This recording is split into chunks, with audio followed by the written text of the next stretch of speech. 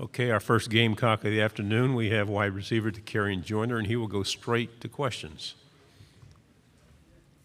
On your left, on your right, fourth row. Tyler Shaw with KBTX and College Station. Going back to last year, how big was that for you guys to, get to a bowl game, win it, and how have expectations changed, or how are they heading into year two with Shane Beamer? Yeah, expectations have not changed. I think it's our goal for us to be the most consistent team in the SEC right now. That's our goal. Last year was a great thing to capitalize off of because we were projected to win 2 games. To go on and win 7, in year 1 under Coach Beamer, I think that says a lot. It's scary to think about what we can do in year 2. We're excited. To your left, front row.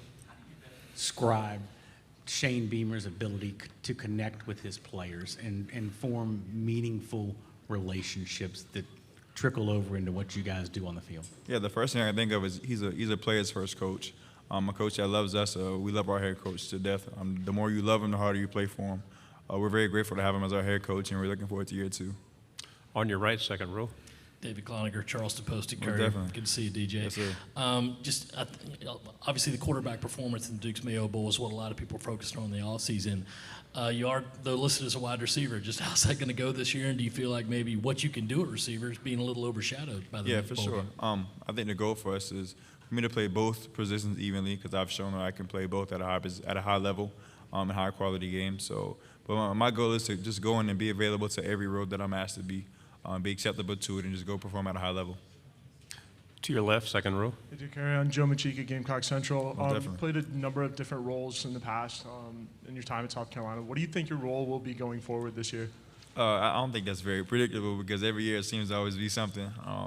But there's really no telling what's to come. But like I said, I'm very acceptable to it right now, and I'm preparing myself to be healthily prepared to do anything that I want to do and to help my team win. To your right, second row. Mike Yuba, Gamecock Central. To carry on, Yes, for sir. someone that's a senior here, for the majority of the underclassmen, they don't understand what the expectations. They're not used to everything that you guys have had gone through over the last couple of years. Yeah. Dealing with these high expectations now, how do you guys put last season in the rearview mirror, and how do you guys just focus on this year and trying to raise the bar? Yeah, most definitely. I think it's something you can't really dwell on, but you got to think of it. Got to remind guys what we are capable of because we're only scheduled to win 2 games. People didn't expect us to do anything. But the sky's the limit for us this year, and we just got to continue to older guys lead, be the face of this program, and allow young guys to come behind us. Right here, second row. Dakereon, Gene Sapikoff from the Charleston Post and Courier. Where did you get your suit, and what went into you deciding what to wear to SEC Media For sure. Days? My mom helped me out with this suit. My family did. I wasn't sold on the peach, but I think I put it on pretty well. Peach suit, tan socks, brown shoes, floral on the inside, gold accessories, man. But shout out to Men's Warehouse. For sure. Front row on the right. Nick Cox with Lindy Sports and Cox Sports Broadcasting. Yeah. You had the big bowl game and MVP. Do you think that finally proved and solidified yourself? Did that give you a lot of confidence going into this season? Yeah, personally, it really did. You know what I'm saying? That's what I think personally I needed to something to, kind of just top off with. But it was really good for my confidence, and I'm very grateful for that experience. I thank God for allowing me to have that moment. Back row on the left.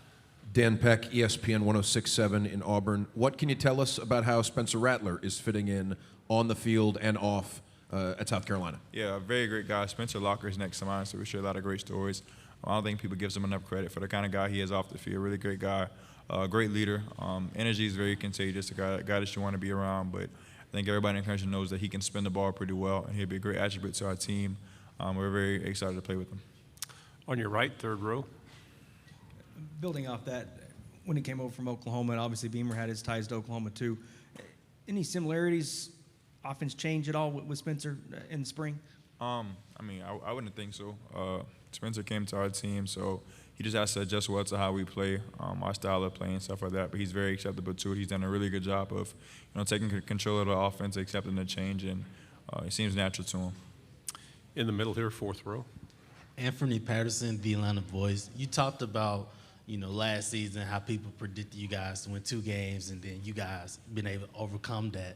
Just for you personally, what would you say was the turning point for you? Because obviously you're doing anything it takes to win. But what do you feel was the turning point for yourself? Honestly, personally, I didn't get my turning point until the end of the year, honestly, because throughout the year, me personally and for my team, it was a lot of up and downs, win-loss, win-loss, win-loss. We never really had any consistency there.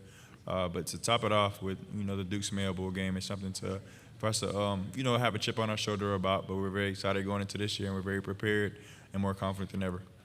On your right, fourth row.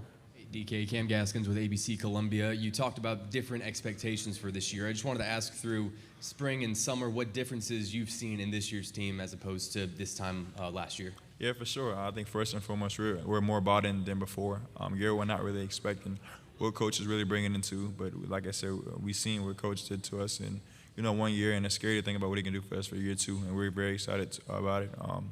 We're definitely buying into the process, and we love coach, man, and we're excited for just to take on the challenge this year. Right here, second row. Hey, DeCarrion, again, like we said, you've been here for quite a long time. Who are some of the new guys that you've seen stepping up on the offensive and defensive end? Yeah, the first person I can think of is Juice Wells and Corey Rucker. 2 guys that are going to help the receiver room tremendously. Two great, Corey's a younger guy, Juice is a year younger than me, but 2 guys that has a lot of great attributes that's going to help us at the wide receiver, having a lot of depth.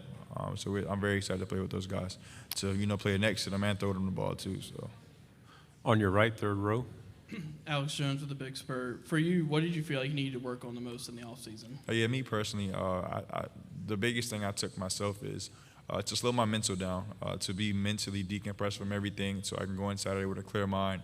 But my goal is to be, consistent this year, be the most reliable and dependable guy for my team, and be acceptable to every role that I'm asked to play. 3 questions left. We'll start here, then we'll go over here. Go ahead. Todd Summers, WSBA TV. DeCarrion, for all that went right for this team down the stretch last year, do you feel like the offense still needs to be better than it was a year ago when you were among the bottom of the league in scoring? Oh, yeah, for sure. It's room for improvement in every area in football.